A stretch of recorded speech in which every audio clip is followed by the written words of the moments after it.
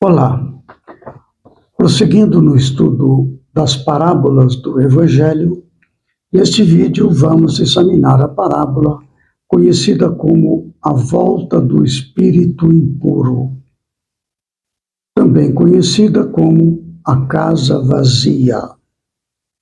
Esta parábola está descrita em Lucas, capítulo 11, 24 a 26. E também em Mateus, capítulo 12, versículo 43 a 45.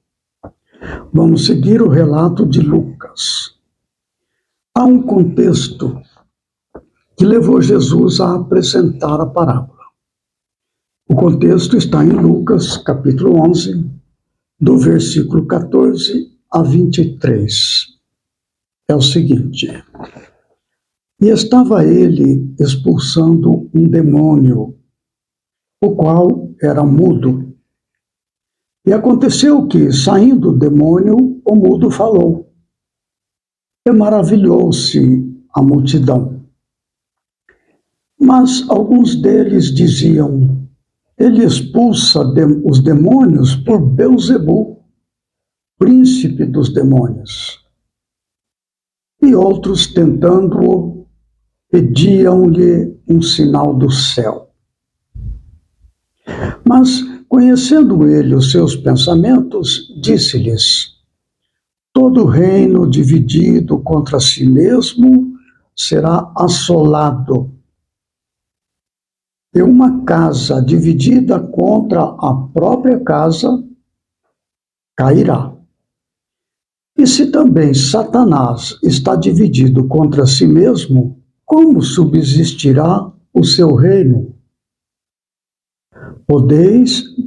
Pois dizeis que eu expulso demônios por Belzebu. E se eu expulso os demônios por Belzebu, por quem os expulsam vossos filhos? Eles, pois, serão os vossos juízes. Mas se eu expulso os demônios pelo dedo de Deus, certamente a vós é chegado o reino de Deus. Quando o valente guarda armado a sua casa, em segurança está tudo quanto tem. Mas sobrevindo outro mais valente do que ele, e vencendo-o, tira-lhe toda a sua armadura em que confiava, e reparte os seus despojos. Quem não é comigo é contra mim, e quem comigo não ajunta, espalha.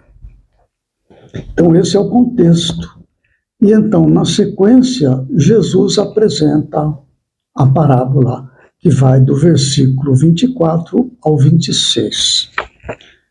Quando o espírito imundo tem saído do homem, anda por lugares secos, buscando repouso, e não o achando, diz: tornarei para minha casa de onde saí. E chegando, acha varrida e adornada. Então vai e leva consigo outros 7 espíritos piores do que ele. E entrando, habitam ali. E o último estado desse homem é pior do que o primeiro. É um ensinamento muito importante para todos nós. Então veja, no contexto, Jesus estava expulsando o espírito. O demônio seria um espírito obsessor, não é? Chegou a pessoa e Jesus expulsou o espírito que o obsidiava, por alguma razão. Então, a multidão ficou impressionada com aquilo. Imediatamente, manda sair, sai, acabou. Aí eles começaram a dizer que Jesus expulsava os demônios por Belzebu, príncipe dos demônios. Então está dizendo aqui, segundo o entendimento dos judeus, que ali estavam infernizando a vida de Jesus, que há uma hierarquia entre o que eles chamavam de demônios, e que Beelzebul seria a autoridade máxima entre eles. E que então Jesus, por ter amizade com a autoridade máxima, expulsava os que eram inferiores hierarquicamente. Esse era o entendimento deles. Na verdade, falavam isso para desacreditar Jesus. A Jesus, então, dá uma lição. Toda casa dividida, todo reino dividido contra si mesmo será assolado, e uma casa dividida contra a própria casa cairá. Olha que isso é um ensinamento básico. Vamos dizer que a casa aqui seria a nossa mente. É onde ocorrem os pensamentos, onde as decisões são tomadas. Se a nossa casa mental está entre a matéria, os desejos da matéria, seus arrastamentos, seus vícios, suas paixões, seus instintos, e ao mesmo tempo está em oração rogando a Deus, quem que está no comando? A matéria ou o espírito? Jesus falou assim: não podeis servir simultaneamente a Deus e a Mamon. Então, quando a nossa mente está dividida entre os desejos da matéria e os chamamentos do espírito, nós estamos fragilizados, nós não temos uma posição definida. Ou é para Deus ou é para Mamon. Se não acontece isso, está dividido, vai cair, não tem dúvida nenhuma. E o caso da obsessão, do que se trata? É o arrastamento de espíritos ligados à matéria, suas paixões, desejos de vingança, anseios por sugar dos encarnados as energias vitais. Então, ocorre esta aproximação das pessoas que na sua mente, no seu coração, digamos assim, tem sintonia com aquilo que a entidade procura.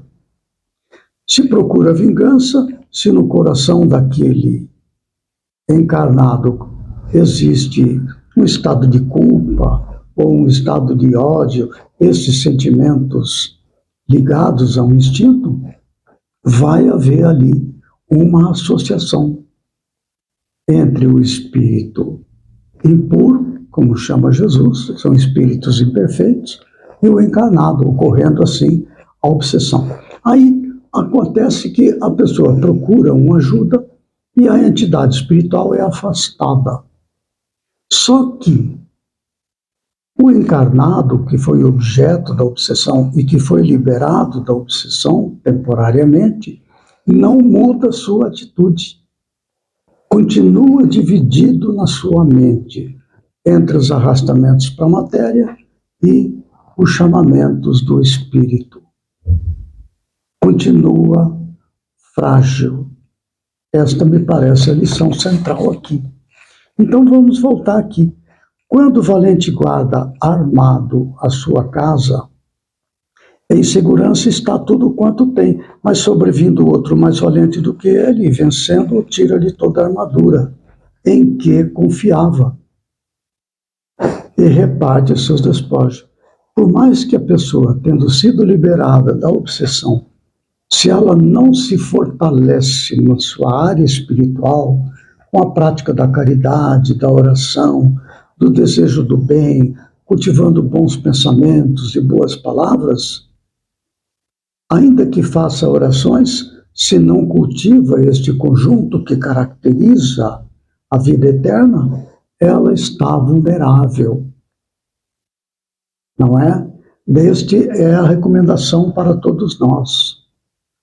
Mantermos nossa mente ocupada com os valores do reino de Deus. Que devo fazer para possuir a vida eterna? Perguntou o jovem a Jesus. Cumpre os mandamentos. Que mandamentos? Não matarás, amarás a Deus, etc. Esses mandamentos é que caracterizam nossa posição definitiva para o reino de Deus ou ceder espaço para o reino deste mundo, onde estaremos vulneráveis aos espíritos ligados a este mundo. Aí ele prossegue. E chegando a achar varrida e adornada. A pessoa foi liberada da obsessão, está lá, tudo belezinha e tal, mas não se fortaleceu. Aí vem o espírito obsessor e traz mais outros espíritos para ajudá-lo. Como esta pessoa não cultivou defesas mais sólidas para a sua mente, para seu coração, está vulnerável. Esta é a recomendação. É preciso entender que os bons espíritos com os quais podemos manter sintonia, através da prática do bem, da caridade, da oração, bons pensamentos, boas palavras, não é? Fugindo dos arrastamentos íntimos para as práticas ligadas ao mundo, nós estaremos em sintonia com os bons espíritos. E eles somente alcançam nosso estado íntimo se nós estivermos nesta sintonia na qual eles vivem. Os bons espíritos vivem em sintonia com o reino de Deus. Os espíritos imperfeitos, aqui chamados de impuros, estão em sintonia com o reino do mundo. Quando sintonizamos com os bons espíritos, eles auxiliam para a nossa libertação. Quando sintonizamos com o reino deste mundo, as paixões, etc., né?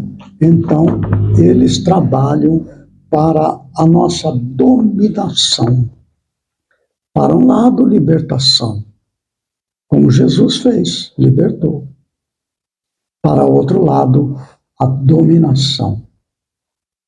Este ponto, há hierarquias, tanto no lado dos bons espíritos, como do lado dos espíritos maus, vamos chamar assim. Na área dos espíritos imperfeitos, é a lei do mais forte. Na área dos bons espíritos, é pela sua evolução moral e intelectual. É o estado de sintonia com Deus em graus mais profundos. Os espíritos mais elevados têm ascendência sobre os menos elevados, num critério de bondade, de misericórdia, não é? De auxílio, de libertação. No outro lado, não.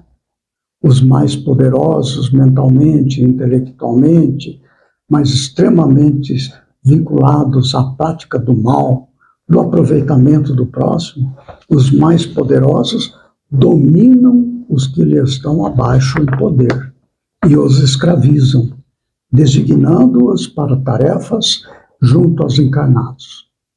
O principal material que adquirem junto aos encarnados são as energias vitais, das quais se alimentam estes espíritos ligados à matéria. Como exemplo de hierarquia no campo do plano mais elevado dos bons espíritos, está o exemplo da cidade de Nosso Lar, que está no livro Nosso Lar, de André Luiz, psicografia de Chico Xavier. O líder daquela cidade, Nosso Lar, é o espírito que mais trabalhava, o mais trabalha, mais generoso, superior em estado de inteligência, de bondade, é um mérito.